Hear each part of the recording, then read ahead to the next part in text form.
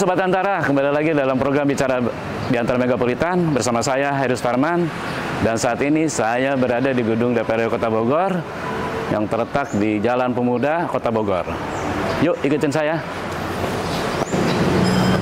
Ya Sobat Antara, saya udah masuk ke ruangan kantor DPRD Kota Bogor dan kita langsung ke atas ketemu dengan Pak Ketua DPRD Kota Bogor. Yuk ikutin. Assalamualaikum. Gimana kabar? Ya, terus lagi. Izin Pak, bentar. Ya, ngobrol dulu. Ayo. Ya.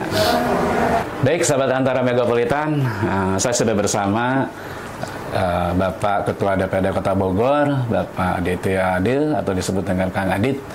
Kumaha Kang Adit, damang? Alhamdulillah. Gitu. Sibuk terus ya Kang ya. Oke. Ya, sahabat Antara, bahwa suatu pembangunan di wilayah mungkin tidak akan berjalan tanpa adanya wakil rakyat ya, atau instansinya di DPRD, khususnya di Kota Bogor.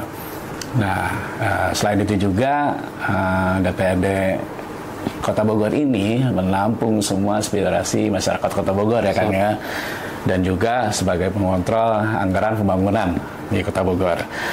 Kang, ini cerita dulu dong Kang, gimana sih awalnya gitu karir Akang menjadi Ketua DPRD Kota Bogor ini, atau memang awalnya cita-cita nih atau kumaha nih Kang? Ya. Mangga.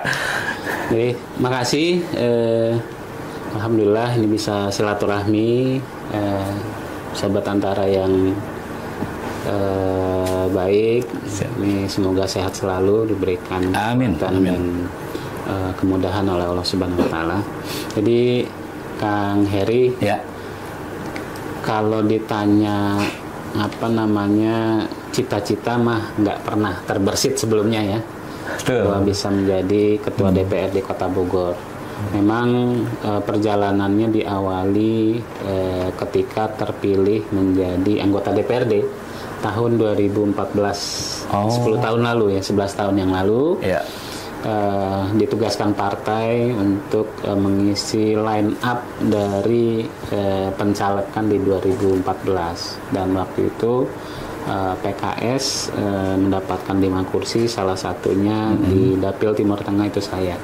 Kemudian perjalanan berlanjut, pemilu 2019 masih jadi anggota, kemudian 2024 dipercaya untuk menjadi Ketua DPRD Kota Bogor. Mungkin secara ringkas seperti itu. Yeah. Tapi memang kalau dari perjalanan kepartaian, terhitung saya sebenarnya dari tahun 99 sudah aktif mengkampanyekan PK waktu itu, embrionya Partai Keadilan Sejahtera, kemudian dilanjut pada pemilu yang berikutnya. Secara ringkas seperti itu. Jadi 2014 udah masuk di sini berarti ya? Ya. Di waktu itu kantornya masih di Kapten Muslihat. Oh iya, ini berarti gedung baru ya? Ini tahun 2019. Nah, ya berarti waktu itu dari anggota PKS waktu itu ya? Ya, anggota PKS. Oke. Nah, seiring berjalannya waktu gitu ya, kan udah dari anggota terus sekarang jadi udah ketua. Betul. Apa sih yang dirasakan hambatan dan rintangan Akang tuh saat menjabat saat ini gitu? Ya tentunya setiap periode saya pikir ada dinamika masing-masing. Ya. Okay. Ya. Dan tentu ketika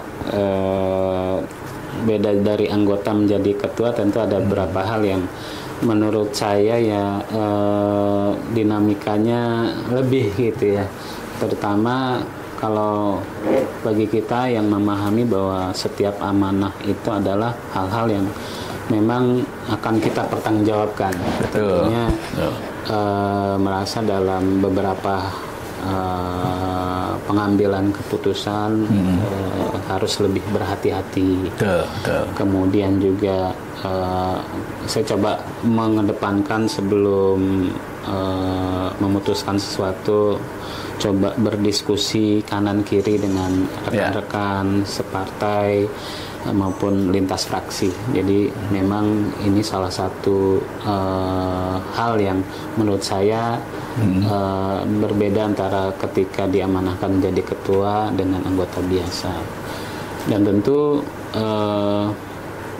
saya kan meneruskan perjalanan amanah dari Pak Atang Trisnanto. Oke, yang sebelumnya ya Pak ya? Pak Atang Trisnanto juga kebetulan senior dan mentor saya. Oh, mantap. Dan saya menilai perjalanan kepemimpinannya 5 tahun 2019-2024 ini baiklah, dan saya ingin meniru bahwa yang dilakukan DPRD 2024-2029 ini mudah-mudahan menjadi salah satu DPRD dengan kinerja yang bagus. Amin. Mudah-mudahan bisa belajar dengan Akang yang saat ini sekarang ya. Kang bisa ceritakan waktu itu saat pemilihan ya, itu strategi Akang untuk memenangi menjadi ketua DPRD Kota Bogor seperti apa sih? Kalau strategi pemenangan, saya rasa setiap anggota DPRD punya ya masing-masing. Sementara kalau ketua itu pemilihan dan penunjukan ketua tentu itu hak prerogatif partai. Jadi memang kebetulan kalau untuk 2014-2019 saya sebagai anggota DPRD dari Dapil Timur Tengah, kemudian terpilih lagi pada 2024 dan ketika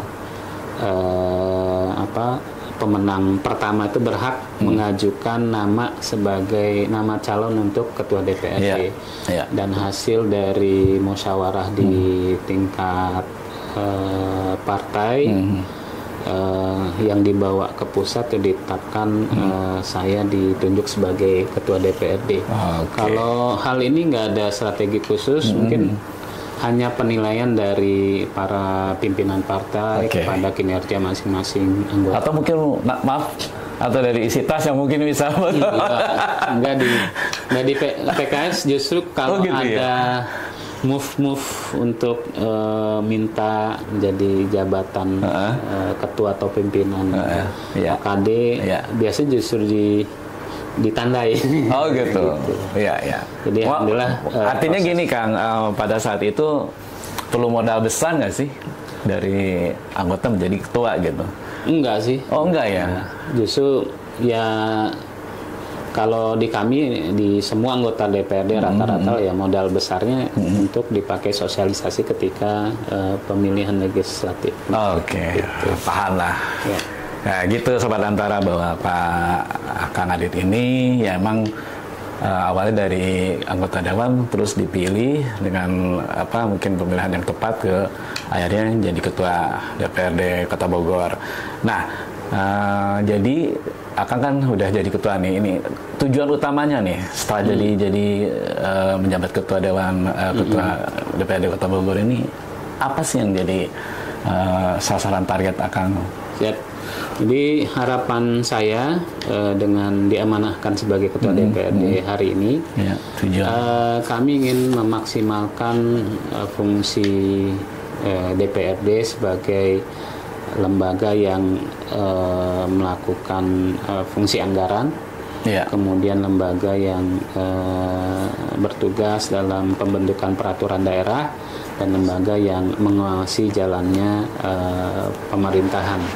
Tentu sebagai mitra strategis pemerintah Kota Bogor, kami mengharapkan 3 fungsi ini berlaku dengan optimal, sehingga saya pikir kalau fungsi penganggarannya bagus, pro rakyat, kemudian bisa menempatkan prioritas-prioritas terpenting untuk masyarakat Kota Bogor, kemudian juga dibentuk peraturan-peraturan daerah yang memang memudahkan gitu ya, memudahkan masyarakat, dan yang ketiga mengawasi jalannya pelaksanaan APBD yang dilaksanakan oleh dinas atau badan atau OPD terkait. Ini supaya memang sesuai sebagaimana yang direncanakan dengan indikator-indikator kinerja dan tujuan-tujuan dari kegiatan itu sendiri tercapai gitu ya. Keinginan besarnya itu. Ya, anggap itu jadi terkait anggaran sih yang tujuannya sih. Nah, ini kan ada lagi info dari pusat bahwa di setiap instansi atau termasuk DPRD ini ada efisiensi. Nah, cara mensiasatinya itu di DPRD Kota Bogor ini seperti apa? Ya, alhamdulillah DPRD Kota Bogor menyumbang sekitar hampir 30 miliar efisiensi di Kota Bogor. Ya, karena memang untuk kegiatan-kegiatan kami banyak yang merupakan objek dari efisiensi. Yeah. Kami fatsun dengan kebijakan pemerintah pusat, sehingga kegiatan-kegiatan di DPRD diefisiensi mencapai hampir 30 miliar. Dan kami arahkan, kami minta kepada pemerintah kota untuk yang diefisiensi dari DPRD Kota Bogor dialihkan memang ke pembangunan infrastruktur, pendidikan, kesehatan yang memang mudah-mudahan optimal dan tepat sasaran. Tepat sasaran ya, utamanya itu ya. Tapi artinya nggak pincang gitu ya, Kang ya. Iya, mudah-mudahan insyaallah fungsinya mudah-mudahan masih bisa berjalan dengan optimal. Oke.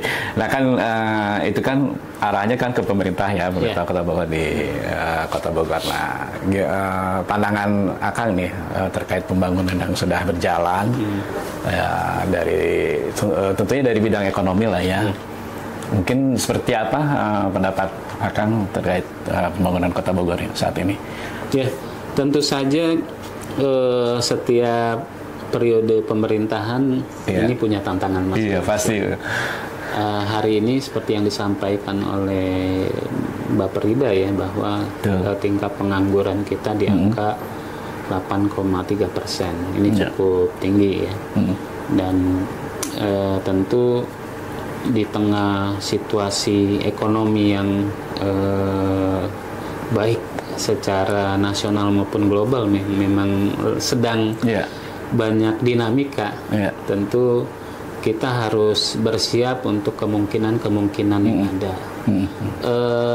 DPRD bersama pemerintah kota tahun 2024 yang lalu sudah membentuk Perda tentang RPJPD Kota Bogor 2025-2045. Dengan menetapkan visi Kota Bogor sebagai kota sains, kreatif, maju dan berkelanjutan. Harapannya memang ke depan sisi-sisi perekonomian kreatif ini akan lebih banyak dikembangkan Kota Bogor. Oleh karena itu juga kami di DPRD pada tahun ini insya Allah ada beberapa perda yang mendukung ke arah sana. Yang pertama yang akan kita bahas bersama pemerintah tentang pengembangan ekonomi kreatif ini adalah salah satunya adalah perda tentang master plan atau rencana induk kota cerdas smart city ya. Master plan-nya smart city. Yang kedua perda tentang pengembangan ekonomi kreatif. Yang ketiga menurut kami salah satu yang penting dalam pengembangan ekonomi adalah perda pengolahan pasar. Jadi tiga hal ini akan kita bahas pada tahun 2025 ini untuk menyambut visi kita, sekaligus memang menyambut situasi baik nasional maupun internasional. Mudah-mudahan nanti Kota Bogor menjadi kota yang tingkat pengembangan ekonomi kreatifnya luar biasa, karena ekonomi kreatif ini punya valuasi yang bisa tak terbatas gitu ya, karena penghargaan atas karya seni, karya-karya kreatif itu kadang bisa nggak ada batasnya gitu dari sisi ekonomi gitu ya. Ya, menarik ya rencana pembuatan Perda 3 itu ya. Nah, mungkin nanti kan nyambung nih sama pemerintahan Kota Bogor. Nah, peran dan kebijakannya dari DPRD Kota Bogor itu terhadap pembangunan Kota Bogor yang sudah berjalan dan rencana 3 Perda itu seperti apa, Kang? Ya, jadi biasanya kita awali dengan peraturan daerah dulu ya. Jadi gitu ya, sudah dibentuk 3 peraturan daerah ini nanti diterjemahkan dalam bentuk perwali maupun kegiatan di masing-masing OPD terkait. Oh, langsung ya berarti. Jadi kita punya payung hukumnya, kemudian kita jadikan perda ini diterjemahkan dalam kegiatan dinas dan kita support dalam penganggarannya. Kemudian setelah diketok anggarannya kita awasi. Langsung. Sehingga mudah-mudahan dari siklus seperti ini kita harapkan ada lonjakan kegiatan perekonomian di Kota Bogor. Ya, itu yang utama ya Pak ya. Dan menjadi tulang punggung lah ya ibaratnya kalau suatu perkotaan. Nah, kalau di infrastruktur sendiri Akang udah punya ini nih perda ke depannya. Kalau tadi kan ada 3, ekonomi, terus kreatif, tadi apa satu lagi yang Akang jelaskan gitu. Ya. Kalau saya rasa kalau untuk infrastruktur alhamdulillah seingat saya proporsi belanja langsung kita sudah lumayan lah dari APBD itu untuk infrastruktur sekitar 40%. Di bidang apa tuh yang lebih dominan, yang lebih besar mungkin ya? Pembangunan jalan, pembangunan trotoar, pembangunan drainase, kemudian biasa kita juga memperbanyak taman-taman ya. Ya, itu yang terutama ya kan. Sebagai pori-pori kota atau paru-paru kota gitu ya. Jadi kemudian gor di kecamatan gitu. Baik. Kemudian juga tetap untuk sarana prasarana pendidikan, kesehatan dan lain-lain. Kang, ini beralih ke ulang tahun ya, hari jadi Kota Bogor nih, kan bulan depan ya, bulan depan. Kira-kira apa nih di DPRD Kota Bogor ini dalam menyambut hari jadi? Apa yang mungkin menjadi ada survive mungkin atau agak beragam untuk warga Kota Bogor, atau mungkin ada kegiatan yang orang mungkin mengharapkan itu gitu? Ya, jadi hari jadi Kota Bogor pada 3 Juni 2025 ke depan tentu kita jadikan momen ini untuk kita sebagai seluruh warga Kota Bogor ya tetap optimis dengan situasi yang ada karena saya ingat ada sebuah pepatah people can live 40 days without food, people also can live 4 days without water. Air ya. People can live 4 minutes without air, but udara cannot live for 4 seconds without hope. Gitu. Jadi orang bisa hidup katanya 40 hari tanpa makan. Betul. Kemudian 4 hari tanpa minum. 4 menit tanpa udara. Tapi tidak akan bertahan lebih dari 4 detik kalau nggak punya harapan. Wah, jadi itu dia yang kita dengan situasi yang ada sekarang, kita saksikan USA dengan tarif impornya yang gila-gila, sehingga mungkin memaksa berbagai negara untuk menyesuaikan masalah tarif impor ini. Kemudian juga kita menghadapi situasi efisiensi yang konon katanya juga cukup menghambat ekonomi di daerah-daerah. Tapi apapun itu, saya yakin kalau kita optimis dan penuh harapan terhadap kondisi kota kita dan negara kita, mudah-mudahan jalan-jalan solusi terbuka untuk kita semua. Gitu ya. Amin. Yang penting mindsetnya harus tetap tumbuh. Ya. Karena tentu kalau kita diajarkan terutama dalam agama Islam ini innamal yusri yusra. Sesungguhnya dalam setiap bersama kesulitan ada kemudahan. Innama'al usri yusra. Jadi dalam setiap berbarengan katanya, bukan setelah gitu. Jadi ketika ada satu halangan pasti ada jalan lain yang dibukakan. Wah, gitu. ya, Itu menurut saya ini mindset yang penting dalam betul. situasi dinamis yang kita hadapi, apapun itu. Gitu. Oke. Jadi belum dapat bocorannya nih, apa nih yang akan belum lagi digodok. Oh, lagi digodok. Lagi digodok sama panitia. Yalah, masih ada waktu ya, ini tunggu kesempatan ya. Sobat Antara ya, nantikan aja di hari jadi Kota Bogor di 3 Juni ya Kang ya. Di 3 Juni. Kang, ini sedikit tentang pribadi aja Kang ya. Dari anggota terus sekarang jadi ketua. Itu ada sih perasaan apa gitu Kang yang mungkin kalau misal ketika di kantor mungkin ditemanin seorang ajudan atau mungkin di luar dari kantor apa tetap ditemennya atau seperti apa sih? Mungkin teman sahabat Anda pengen tahu nih, beda-beda kan? Gimana Kang? Jadi ya tentu untuk menunjang tugas-tugas, betul. Saya diberikan fasilitas mendamping, ajudan dan lain-lainnya. Tapi ya secara umum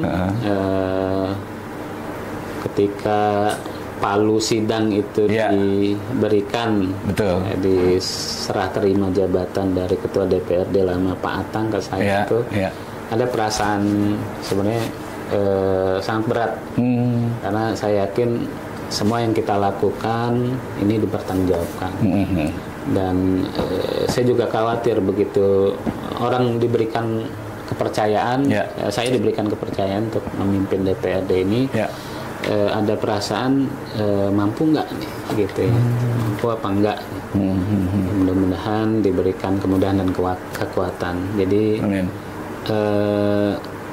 kalau ketemu orang saya banyak minta doa lah. Tolong didoakan supaya urusan saya dimudahkan. Ya saya pikir ya hal di dunia politik ya tentu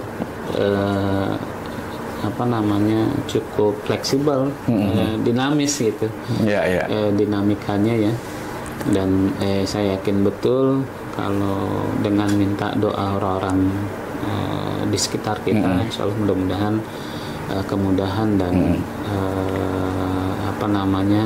kekuatan diberikan pada kita untuk menyelesaikan semuanya. Berarti kalau sehari-hari tetap ada waktu-waktu yang memang waktu privasi dan waktu kerja. Gitu. Kembali kalau ke rumah jadi masyarakat gitu ya. Artinya warga Bogor. Kalau misalnya suatu saat ada libur ya sama anak-anak biasa gitu, gabung sama keluarga. Aduh, benar ya. Baik Kang, ini terakhir ya. Saya mau tanya komitmen dari Kang Adit yang menjadi harapan ya DPRD Kota Bogor ini kepada masyarakat luas ya tentang apapun yang ada di baik tugas maupun pembangunan apapun gitu. Harapan DPRD Kota Bogor. Tentu saja kami ingin berperan besar dalam pembangunan Kota Bogor, terutama dalam sesuai tupoksinya. Yang pertama masalah penganggaran. Jadi beberapa tahun terakhir kita punya APBD itu senilai 3,1 pernah 3,3 triliun. Ya. Kedepannya kami berharap besar dengan hal-hal yang kami lakukan di sini bisa mendorong PAD Kota Bogor itu naik ke depan gitu ya. Mudah-mudahan kita punya APBD yang cukup untuk mendukung berbagai macam program pembangunan di Kota Bogor.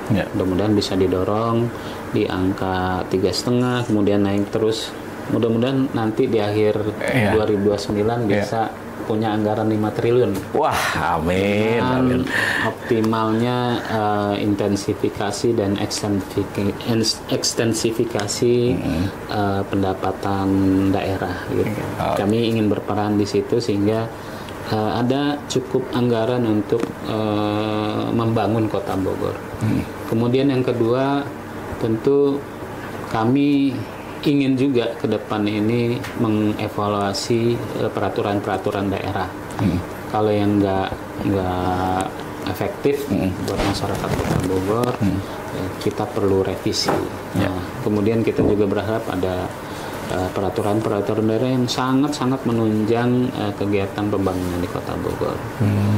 Kemudian yang ketiga, kami berharap juga kami secara optimal 50 orang anggota dewan ini bisa bekerja maksimal. Mohon didoakan bisa turut mengawasi, karena kan kalau kegiatan pembangunan ada yang ngawasin biasanya insya Allah tepat waktu, tepat selesai dan sesuai dengan harapan dan ekspektasi masyarakat. Amin ya, kita juga baik. Semoga apapun harapan Bapak, program Bapak, apa yang diinginkan di DPRD Kota Bogor ini semuanya berjalan lancar. Amin. Dan sukses terus ya Pak ya. Amin. Terima kasih Kang Heri. Ya. Ya, sahabat Antara, demikian perbincangan dengan Ketua DPRD Kota Bogor, Bapak D.T. Adil. Sampai ketemu dengan program kami selanjutnya. Jangan lupa like, comment, and share di channel YouTube Antara Megapolitan kami. Saya Haris Tarman, Destaklu, mohon pamit. Assalamualaikum warahmatullahi wabarakatuh. Waalaikumsalam. Terima kasih Pak. Sukses saya.